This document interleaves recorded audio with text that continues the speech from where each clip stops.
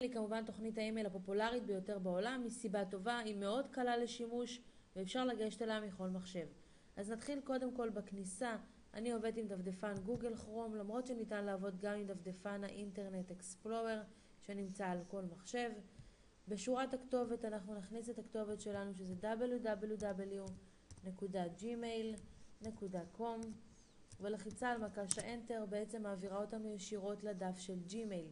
בגלל שבמחשב הזה כבר קיים חשבון ג'ימייל, אנחנו רוצים לפתוח חשבון חדש, ולכן אנחנו ניגש לכפתור הצור חשבון.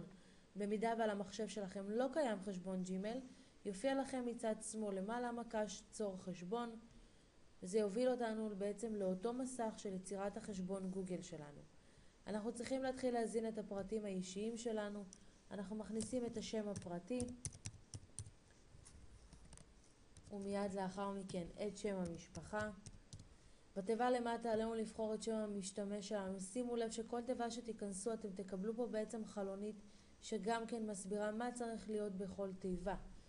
אנחנו מכניסים את שם המשתמש. תזכרו שמשום שהתוכנה היא מאוד מאוד נפוצה, המון משתמשים בה, הרבה שמות כבר דפוסים, לכן ייתכן ונצטרך לעשות מספר ניסיונות.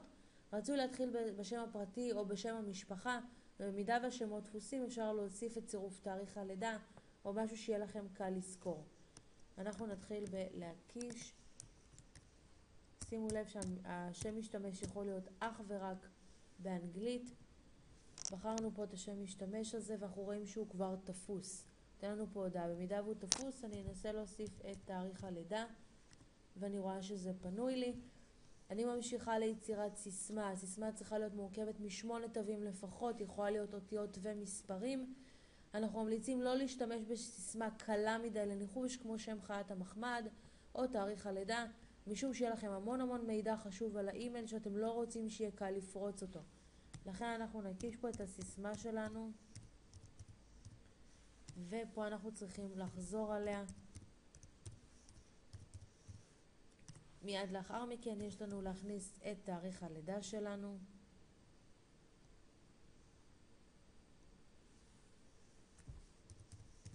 הוא נותן לנו פה הודעה שהסיסמה שבחרנו היא לא מספיק חזקה, אז אנחנו נעשה סיסמה חדשה.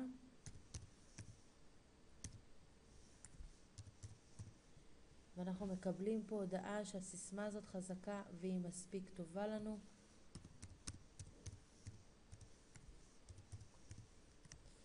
אנחנו ממשיכים, בוחרים את המין, זכר או נקבה, ומיד לאחר מכן יש לנו את שני התיבות האלה. תיבת טלפון נייד או תיבת כתובת הדואר האלקטרונית הנוכחית. אנחנו חייבים למלא את אחת מהתיבות האלה, או את טלפון הנייד או את הכתובת דואר. הסיבה שאנחנו ממלאים את זה זה אם אנחנו נאבד את הסיסמה ונרצה לבצע תהליך של שחזור סיסמה, גוגל יצטרך לשלוח לנו את הסיסמה החדשה למקום מסוים, או לאימייל שלנו הנוכחי או לטלפון הנייד. לכן אנחנו צריכים להקיש את אחד מהדברים האלה. אז אני בעצם מכניסה את האימייל הנוכחי שלי, ומיד לאחר מכן יש לי פה תיבה שמבקש ממני להוכיח שאני לא רובוט.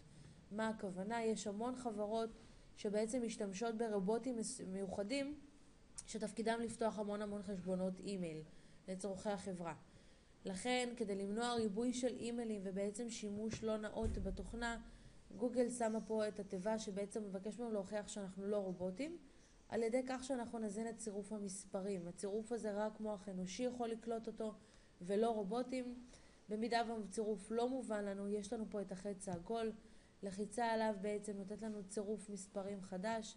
אנחנו יכולים ללחוץ כמה פעמים עד שבעצם הצירוף שיינתן לנו הוא צירוף ברור וקרי, ולאחר מכן אנחנו מכניסים את הצירופים כאשר אנחנו צריכים לתת את הצירופים שיש בשתי התיבות. ממשיכים הלאה, המיקום שלנו הוא ישראל ומתחת יש לנו פה וי בו אנחנו מסכימים לתנאים והגבלות ומדיניות הפרטיות של גוגל. אנחנו חייבים להסכים לזה על מנת לפתוח מייל. כאשר סיימנו למלא את הפרטים אנחנו צריכים ללחוץ על כפתור השלב הבא. אם מילאנו את הפרטים כראוי אנחנו בעצם נעבור לשלב בו אנחנו נראה איך אנחנו מופיעים בג'ימייל, וזה האופן שבו אנחנו נופיע. אלמוני פלוני, יש לנו אפשרות להוסיף תמונה או לדלג ישירות לשלב הבא. לחצנו על השלב הבא, ואנחנו כרגע נראה איך אנחנו נופיע את חשבון הג'ימייל שלנו.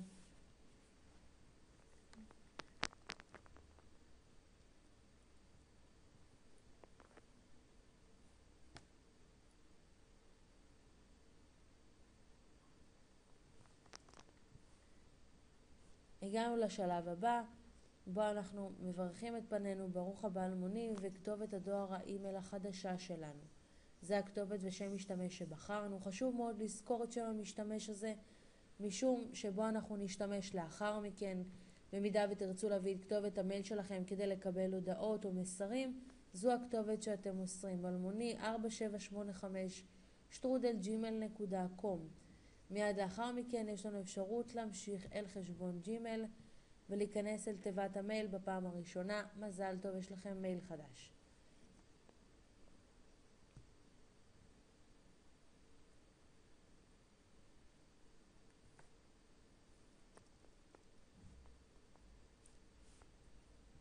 כרגע הוא טוען לנו את המייל, והנה נכנסנו למייל שלנו, בו יש לנו הודעת ברוכים הבאים, אפשרות לצאת לסיור כדי לראות קצת יותר את היכולות של ג'ימייל, ויש לנו פה גם הודעות שמכווינות אותנו בעצם איך אנחנו נכנסים.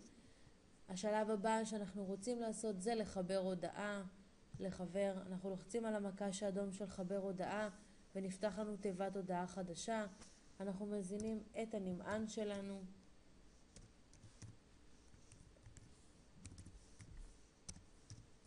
מכניסים את נושא ההודעה, ובתיבה פה למטה אנחנו מכניסים את ההודעה שאנחנו רוצים לשלוח.